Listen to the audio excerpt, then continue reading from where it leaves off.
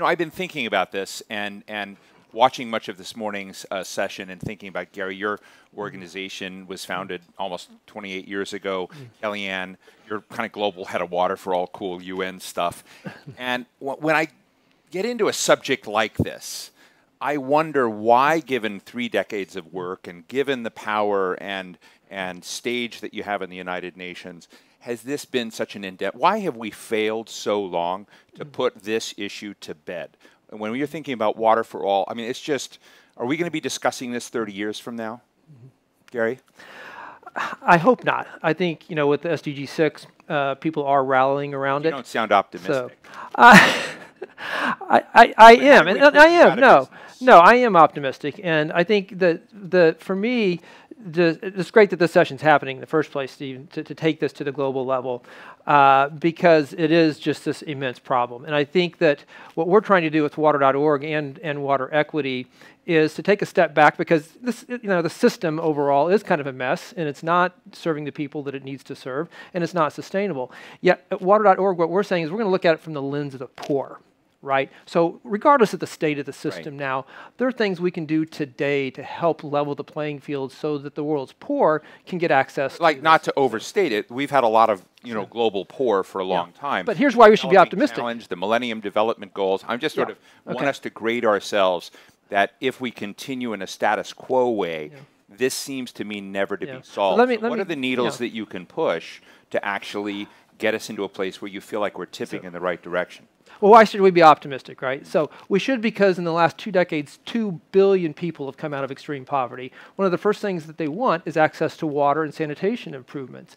And the world's poor are already paying coping costs, right? The coping costs associated without having access to water, how much time they're spent walking for water, and how do you monetize that time, the amount that people spend on water vendors, which is usually 10 to 15 times more per liter than somebody who has a tap, the health consequences. This adds up to between $200 and $300 billion a year. And so what we're doing is trying to get those coping costs channeled in a way that's much more efficient, so people can get small loans so that they can have access to the level playing field. Right now, they can't get connected to the utilities because they can't afford the connection fees. They can afford to pay a water vendor $1 a day, but they can't afford the $230 it takes to connect to the system.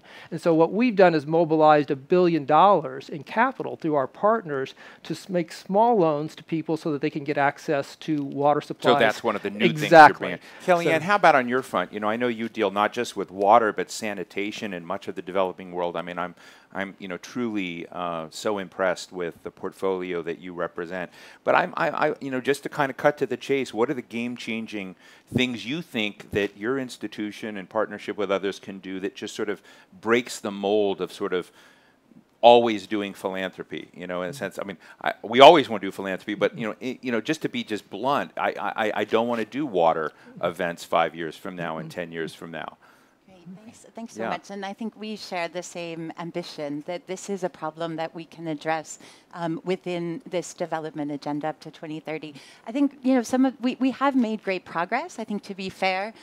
It's just that the bar is moving. And I think some of the issues that we faced with population growth, for example, where I was recently working in West and Central Africa, over the time that we had the Millennium Development Goals, the population doubled. And so this, puts us always in that we're always chasing a moving goalpost. The other one is, of course, also with urbanization and variation and changes in climate. So these are some of the factors that, we have to tackle them. We have to get ahead of this curve. And I think, in addition to maybe some of the areas where we're working on trying to improve the governance, regulation, we're also looking at how private sector can play a bigger role. And so UNICEF has been working on the new market shaping strategy to see how we can use our close relationship with government, the work we do with populations to aggregate that demand to be more attractive for investment. And the types of things that Gary's talking about is that this has not been an attractive sector. It's been seen as a money loser. And so we're trying to look at how do we turn it around to make the sector more credible and more ready to attract private sector investment. Do you think we need a crisis? I don't know if this has come up earlier in the day, but I know when we were discussing earlier, the question of whether, a dam failing, or, we just had Flint, Michigan up here, which was, a microcosm of what could be a larger crisis. But it makes me wonder sometimes, do you need, and I suppose, if you look at Sudan or other places, maybe the crises are already out there but not felt or acknowledged. But do we need a crisis for rich people in urban areas so that they have a sense of the drama of this? Well, I mean, I think this recent situation in Cape Town shows us that the crisis is already here. And so we've been working in a number of countries. Just 2 weeks ago, we had a meeting in the Middle East with all of the representatives of UNICEF looking at the fact that the crisis is here. We have a number of countries that are looking at this day zero scenario because they're over-extracting their aquifers. And the rate of extraction of aquifers is outpacing the replenishment of these resources. And so, I mean, we're looking at these scenarios where we have time limits where we can get to where we know that resource is going to be stressed. And we're already seeing also with the refugee populations that this is overstressing the situation in countries, for example, like Jordan. And this can create wider problems in terms of children and people on the move, as well as inter-country and inter-community conflicts. So I think it's something that's already on the radar screen. Gary, you work, and you've got a celebrity pal, Matt Damon, who hangs out with you guys now and then. And I'm interested in whether you think those sorts of partnerships help, win over, seduce other people to think about this and prioritize it in ways that they wouldn't otherwise do, and what the limits of that thinking are as well. Yeah, no, it certainly helps. And I think, to Matt's credit, he isn't a spokesperson for water.org and water equity. He's a co-founder, right? So we merged our organizations in 2009, and now he's literally one of the world's water experts. And he shows up with me at Davos, at the World Bank, and wherever, and can hold his own. I think it's that type of level of commitment of a celebrity getting into a cause and being very focused that is extremely helpful for us. And I think to get back to the crisis question, if a child dying every 90 seconds from water-related disease isn't a crisis, I don't know what is. And I think that's the key to this. That this crisis, we have talked a lot about existential threats of water. It's not an existential threat. It is a death, right? Death is happening right now today because of this. These people aren't thinking about a looming crisis. This is happening to them today. And I think, again, but the good news is, I'm glad that you, Kelly, talk about finance as well and made it a priority at UNICEF, because there's not going to be enough charity in the world to get water to everybody. But the good news is the poor are really willing to meet us halfway from a market-based approach. So we don't see them as a problem to be solved with charity. We see them more as a market to be served.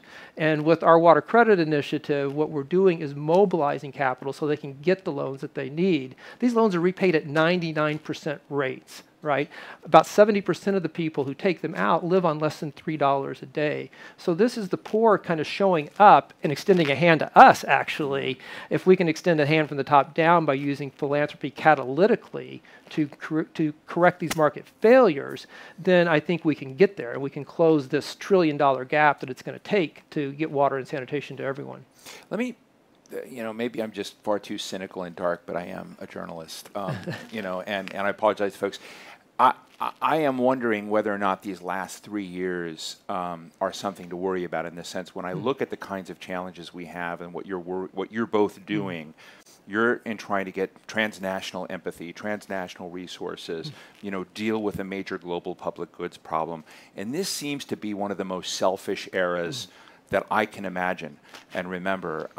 Nations cutting off migration, of turning a blind eye to the 80,000 children's deaths in Yemen.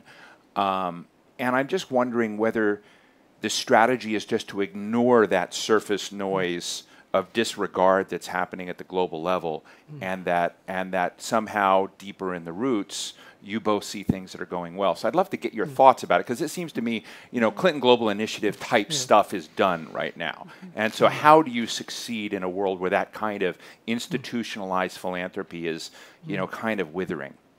Yeah, well, I think what we're seeing is... How's that for darkness? Yeah.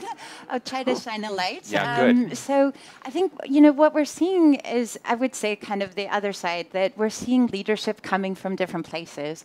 And Like? so India, for example. Okay. So the Prime Minister of India, Prime Minister Modi, in 2014, decided that for Mahatma Gandhi's 150th birthday celebration, he would bring universal sanitation coverage to India. And so India is a country that has over 500 million people who don't even use a toilet, who are Right. practicing open defecation. And so he decided to show political leadership to mobilize the country around this challenge.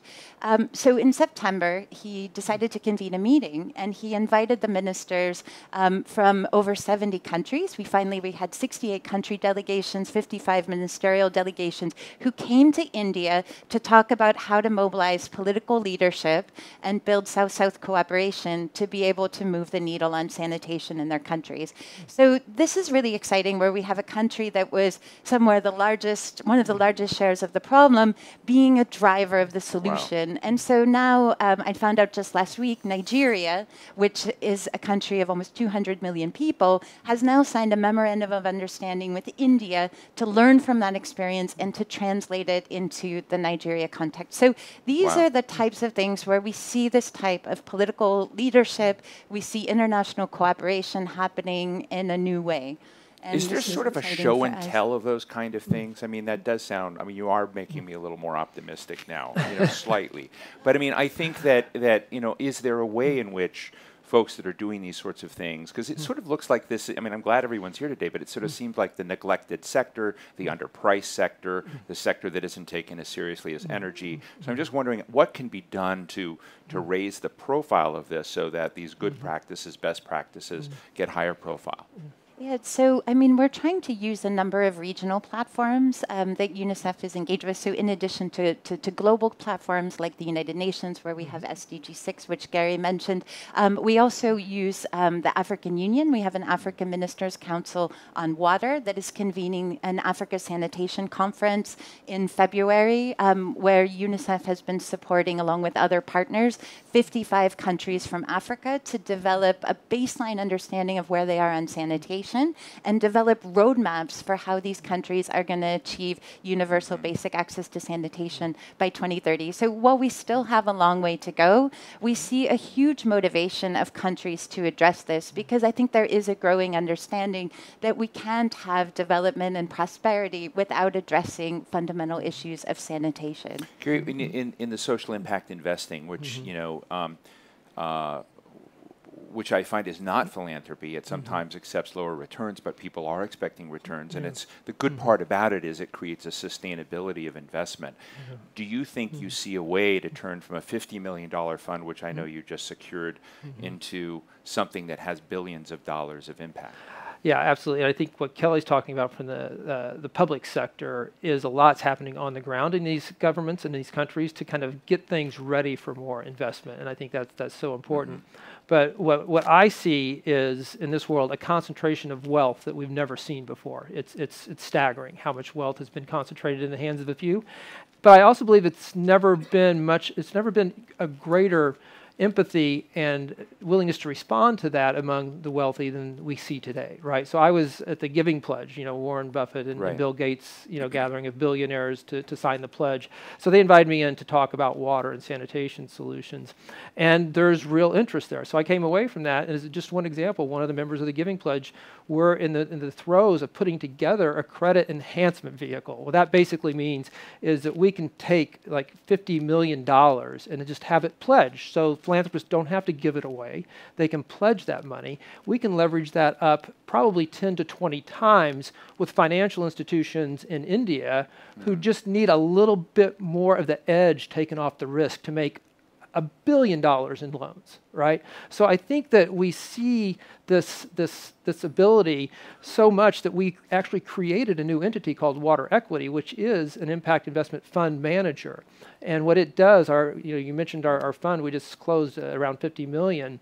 And what that'll mean is about 4 million people get access to water and sanitation by us deploying that capital over a period of 7 years. At the end of the 7 years, investors get their funds back. In the meantime, they get a targeted financial return on that. So Bank of America came into this, right? OPIC came into this, Skoll Foundation, the Hilton Foundation, others. So this bridges to the private sector as well, because what the private sector sees by coming to water.org and trying to tackle this crisis is every dollar of philanthropy that they put in, we're able to take that, correct the market failure, and leverage about $45 of capital going to help people get water and sanitation. I want to go to the audience a second, but let me just ask you both real quickly. You know, when we were discussing this as well previously, but I'm interested in whether or not there are ways to reward innovation in the water and sanitation area that we may not be thinking about, or given what we've just seen of fires in California or the climate change dynamic, a way to bring mayors or governors in the United States together, or maybe world leaders together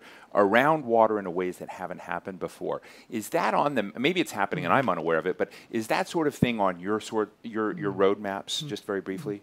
Yeah, so there's a global partnership for water and sanitation called the Sanitation and Water for All Partnership, which is a multi-stakeholder platform that brings together governments, private sector, and civil society organizations that is, trying to kind of elevate the question of water and sanitation. I think we're also trying to look at how we can reward innovation, as you said, and one of the things that UNICEF is trying is looking at partnering with private sector. So this is new for us. I mean, we've tended to have relationships with private sector companies as service deliverers or implementers, and now we're experimenting with approaches like shared value partnerships.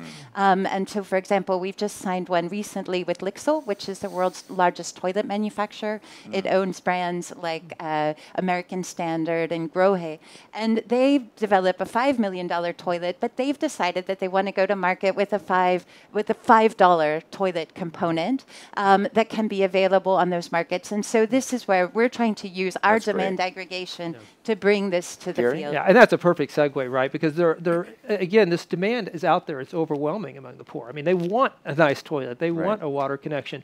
And so these small businesses and enterprises are responding to that. But what we see is they're starved for capital, right? So what we've done with water equity is we're not only just investing in funds that bring microloans to household level people, but we're investing in those types of enterprises that are serving the base of the pyramid needs. How much money do you need so we don't have to do this topic in 10 years? $1 trillion. $1 trillion. Well, $1 trillion not us, but the sector. Yeah, but I mean, so that's interesting. But a price tag. So $1 trillion is sometimes it's useful to put that aggregate number up there to sort of look but at right what now, only if you sum up all of the development assistance going into this, all the charity, all the investment, writ large, it's less than a third of that right now each year. So there is a huge gap to be closed. Well, thank you both for those insights. Let me go to the audience right here in the front, and then we have a gentleman over here too.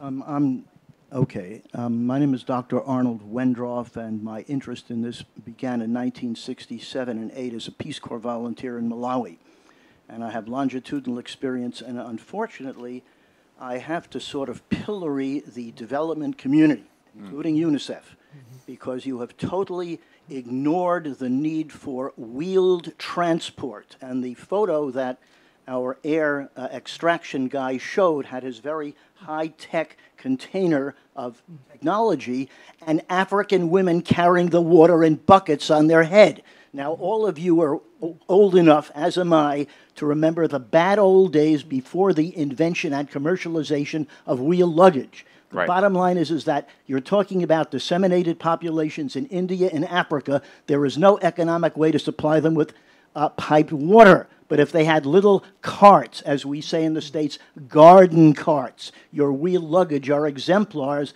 that can be built for about $30 each. You will have solved a major problem, not merely in water, but in every other transport need. Thank you for the comment. Some literature to show you. Think about it. Thank you for the comment. We're going to take, is it Anthony? Or no, yeah, right here. Go ahead. Yes. Hi, I'm Dan Benna. Hi, Dan. And when I was at PepsiCo, I had the good fortune of helping bring Water.org and Safe Water Network and Earth Institute into PepsiCo. And Gary, you're a remarkable partner. I can't help but think we're 10 blocks away from the United Nations headquarters. Right. This year is the 70th anniversary of the Declaration of Human Rights. And in addition, they explicitly recognized water as a human right. And from my perspective, that has all but vanished from a lot of the sectoral discourse. My question to both of you is that okay? And if it's not, what can we do about it? So let me ask you both to respond to both the comment here about are we not mismatching how we're thinking about getting people the resources and tools that might actually really help them, and then what are we doing with this as a right that seems to have eroded from consciousness? Kellyanne. Yeah, great. Thanks a lot. And I think this is a really important point because, I mean, it is well established in international law around the issues of the access to the right to water, first in 2010, that looked at the right to water and sanitation. And then most recently in 2015, we have the right to sanitation being recognized.